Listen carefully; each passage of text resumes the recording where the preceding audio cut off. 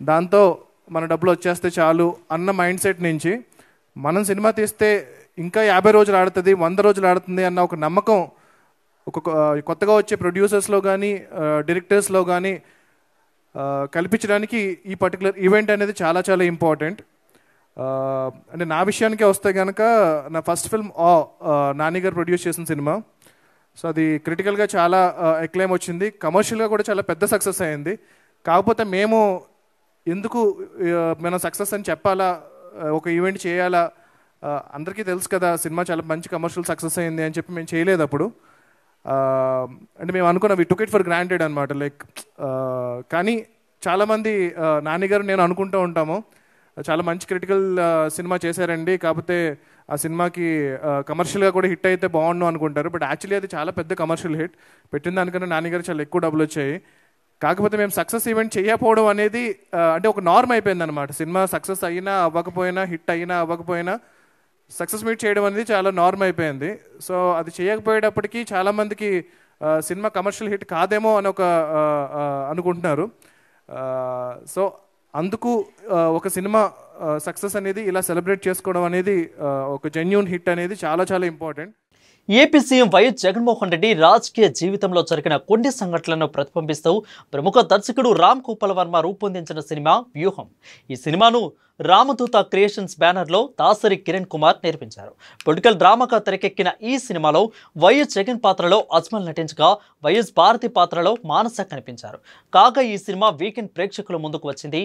మరి ఈ చిత్రం ఎలా ఉందో ఆడియన్స్ మాటల్లో తెలుసుకుందాం.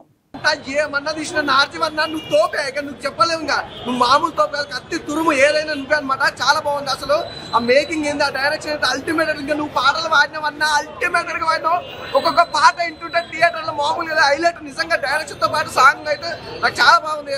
ప్రతి ఒక్క సీన్. మళ్ళీ ఇంకోటి ఏంటంటే ఇది ఒక మన జగన్ గారి మీద వ్యూహం అనేది తీసిరు. కాకపోతే మొత్తం జగన్ గారి మీద పాజిటివ్ ఉంటుంది అనుకున్నా, కానీ కాకపోతే ఆయన ఎంత కష్టపడ్డాడు, జైలుకి 16 ఏళ్ళు శిక్ష పడ్డా కూడా బయటికి వచ్చి ఒక సీఎం అవ్వడం చాలా గ్రేట్. నాకైతే చాలా నచ్చింది. మళ్ళీ ఇంకోటి బ్యాక్గ్రౌండ్ స్కోర్ అయినా సరే, మన ఆర్టీవీ డైరెక్షన్ అయినా సరే, మళ్ళీ సాంగ్స్. మళ్ళీ ఇంకోటి ప్లస్ పాయింట్ ఏంటంటే ఆర్టీవీ గారు ఈ మూవీలో నవ్వుపిస్తారు. సినిమాలో కామెడీ ట్రాక్స్ ఉంటాయి కొన్ని. నేను బేసికల్ గా పవన్ కళ్యాణ్ గారి పెద్ద ఫ్యాన్ ని. కాకపోతే ఈ మూవీలో చూస్తే నాకు ఫుల్ కామెడీ ట్రాక్స్ అయితే చాలా నచ్చినాయి. మీరు వస్తే ఈ సినిమా చూస్తే ఒక ఎమోషనల్ గా ఫీల్ అవుతారు, ఎంజాయ్ చేస్తారు, నవ్వుతారు, ఇళ్ళలేస్తారు అన్న. సినిమా మాత్రం చాలా బాగుంది. సినిమా లాగానే చూడండి, మంచి ఎంటర్టైన్మెంట్. ఫ్యామిలీ అందరూ వచ్చి చూడదాకా సినిమా మంచి ఎంజాయ్ చేస్తారు. కంపల్సరీ థియేటర్ లో వ్యూహం సినిమా కంపల్సరీ. అన్నా ఇప్పుడే వ్యూహం సినిమా చూసినా అన్న. సినిమా చూసిన తర్వాత అసలు నేను అంటే షాక్ అయిపోయినా అన్న. అసలు ఏంటి నాకు స్టోరీ తెలియదు అన్న. నేను నాకు తెలంగాణ కాబట్టి నేను ముందు నుంచి పవన్ కళ్యాణ్ గారిని కూడా అడ్మైర్ చేస్తా. కానీ మూవీ చూసిన తర్వాత వైఎస్ జగన్మోహన్ రెడ్డి గారు ఇంత లైక్ కుతంత్రాలు అవన్నీ వ్యూహాలు పన్నినా కూడా ఇట్లా వెళ్ళిందంటే వన్ ఆఫ్ ద స్టార్ అని నేను అనుకుంటున్నాను. ఎందుకంటే అవన్నీ ఒడిదుడుకులు మొత్తం దాటుకొని వచ్చిందంటే అసలు మామూలు విషయం కాదు. ఒక్కడే అసలు రాష్ట్ర గవర్నమెంట్ మొత్తాన్ని ఇలా కూల్ చేయడం అనేది మామూలు విషయం కాదన్నా. అంటే ఒక మూవీని మూవీలాగా చూడాలన్నా. అది ఇదేనే కాకుండా మూవీని మూవీలాగా చూస్తే ఒక మంచి కామిక్ వేలో కానీ మన సినిమా పరంగా చూస్తే మూవీ అయితే చాలా బాగుంది. మంచి ఫ్యామిలీ ఎంటర్టైనర్ అని చెప్పుకోవచ్చు.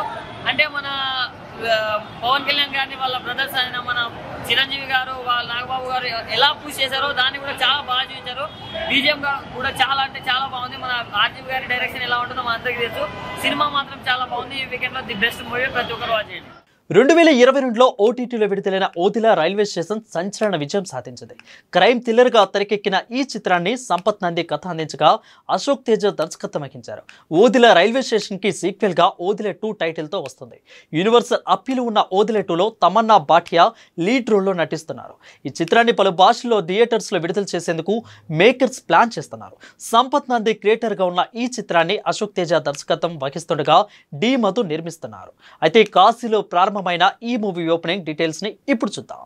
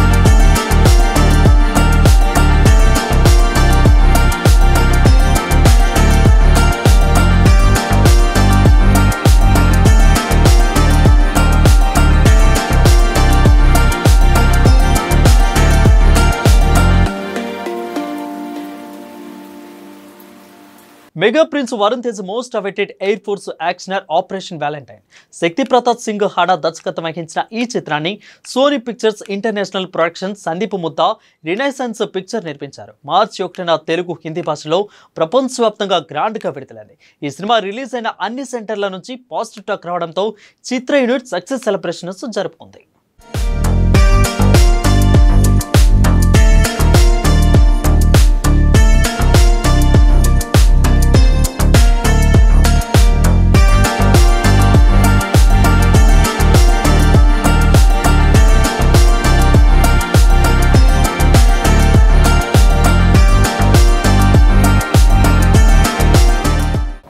Firstly, I want to thank everyone for making it a big success. We are getting reports from all areas that movie is very good, and everyone liked. Andarki movie nachindi ani morning nunchi calls vastunayi. Particularly Deshabhakti meeda ilanti cinema raavadam, Air Force first time Air Force meeda Telugulo cinema raavadam. These are the kunni few reasons why this has been such a big success. I want to thank all the audience and well-wishers for helping us make this a big hit. నిన్న రాత్రి ఒక హైదరాబాద్లో ఒక 10 screens కానీ ఇంకా వైజాగ్, విజయవాడ, రాజమండ్రి, ఇంకా పాట్నా, ఇంకా బాంబేలో ప్రీమియర్ షోస్ వేసాం ఈ సినిమాకి. అండ్ రాత్రి నుంచి కామన్ ఆడియన్స్ దగ్గర నుంచి చాలా మంచి రెస్పాన్స్ వచ్చింది ఈ సినిమా మీద. ఐ మీన్ డెఫినెట్లీ ఇందాక డైరెక్టర్ చెప్పినట్టు దేశభక్తి, ఎమోషన్ అన్నీ చాలా బాగా వర్కౌట్ అయ్యాయని చెప్పారు. అండ్ డెఫినెట్గా ఒక 2-3 చోట్ల సినిమా స్లోగా స్టార్ట్ అయింది. ఏంటి అంటే ఈ కైండ్ ఆఫ్ కొత్త బ్యాక్డ్రాప్లో సినిమా తీసినప్పుడు ఆ సెటప్ నీట్గా ఎస్టాబ్లిష్ చేయడానికి కొంచెం టైం పడుతుంది. ప్లస్ ఇది ఒక ఆపరేషన్ బేస్డ్ ఫిల్మ్ అవ్వడం వల్ల ఫస్ట్ ఒక 20-30 మినిట్స్ క్యారెక్టర్స్ ఎస్టాబ్లిష్ చేసి కరెక్ట్గా ఎక్కడైతే ఆ పుల్వామా దాడుల్ని చూపించామో సినిమాలో అక్కడి నుంచి ఇంటర్వెల్ వరకు సీక్వెన్స్ చాలా బాగుందని చెప్తాను. ఎస్పెషలీ ఇంటర్వెల్ గురించి కానీ క్లైమాక్స్ 20-30 మినిట్స్ గురించి చాలామంది దగ్గర నుంచి చాలా మంచి రెస్పాన్స్ వచ్చింది. అండ్ అంటే ఇలాంటి సినిమాకి నాకు ఫస్ట్ నుంచి తెలిసిన విషయం ఏంటంటే ఒక కమర్షియల్ సినిమాకి ఇలా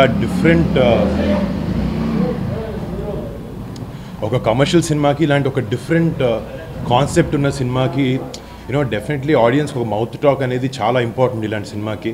మేము ఫస్ట్ నుంచి ఎంత ప్యాషనెట్గా సినిమా చేయాలనుకున్నా కూడా ఈ కైండ్ ఆఫ్ విజువల్స్ తీసుకురావడానికి మాకు ఒక లిమిటెడ్ బడ్జెటే ఉంది మాకు సినిమాలో, అది మాకు తెలుసు. బట్ కొన్నిసార్లు బౌండరీస్ పుష్ చేయాలి, కొత్త రకమైన సినిమా ఇవ్వాలన్న ఒక ఉద్దేశంతో రాత్రి పగలు కష్టపడి వీళ్ళందరూ, నేనైతే అట్లీస్ట్ నా యాక్టింగ్ తర్వాత నా పని ప్రమోషన్స్ వరకు అయిపోయింది.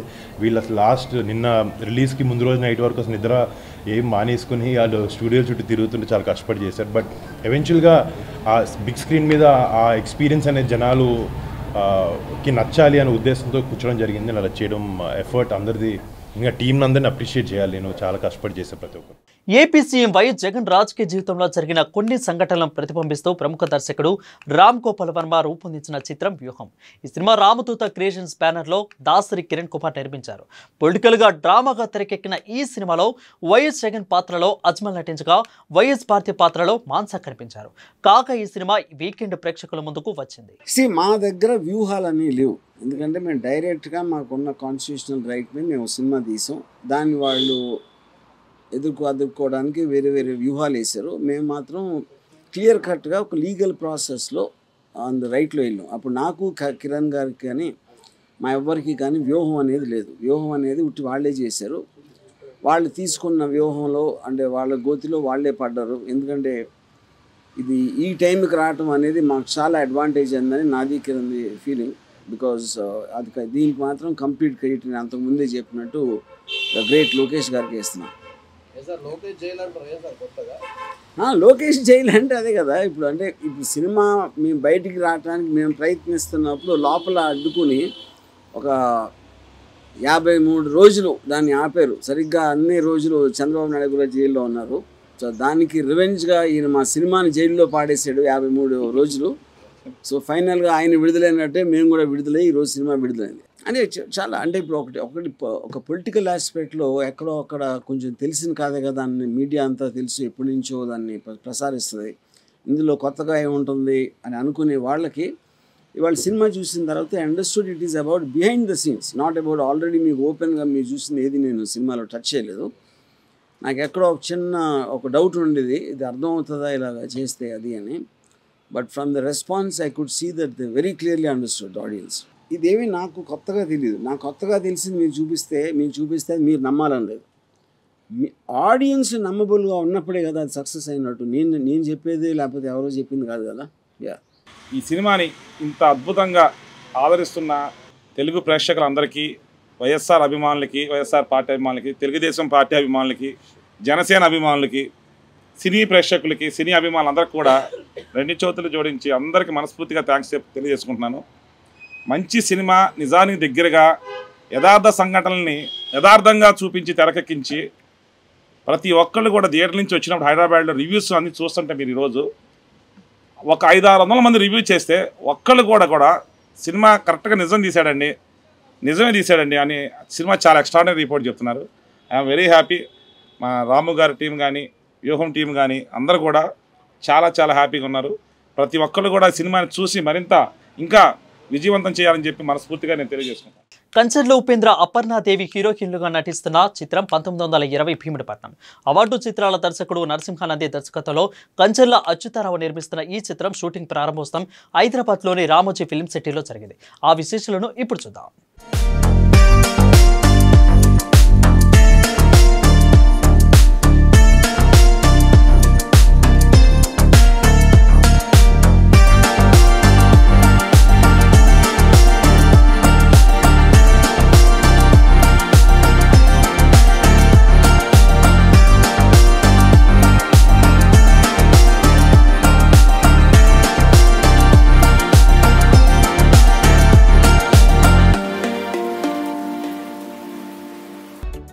మరి మా ఎస్ఎస్ఎల్ఎస్ క్రియేషన్స్ ద్వారా 6 సినిమాలలో మొదటి సినిమాగా కంచర్ల, 2వ సినిమాగా ఉపేంద్ర బి ఫార్మసీ, అలాగే 3వ సినిమా అనగనగా కథల, అలాగే 4వ సినిమా ఐపీసీ 369, అలాగే 5వ సినిమా ఉపేంద్రగఢ్ అడ్డా.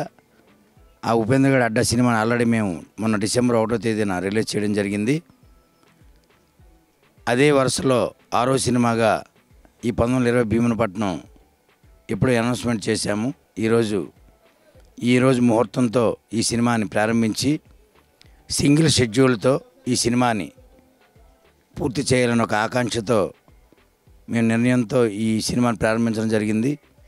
మరి ఈ సినిమాలో అంటే ఇప్పటివరకు హీరో ఉపేంద్ర బాబు ఎస్ఎస్ఎల్ఎస్ క్రియేషన్స్లో చేస్తున్న 6 సినిమాల్లో ఈ సినిమా తన కెరియర్లోనే ఒక మంచి సినిమా అవుతుందని మేము ఆకాంక్షిస్తున్నాము. మరి ఈ ఎస్ఎస్ఎల్ఎస్ క్రియేషన్స్ బ్యానర్ అనేది పేద ప్రజలకు సహాయం చేసే నిమిత్తం దీన్ని ప్రారంభించడం జరిగింది.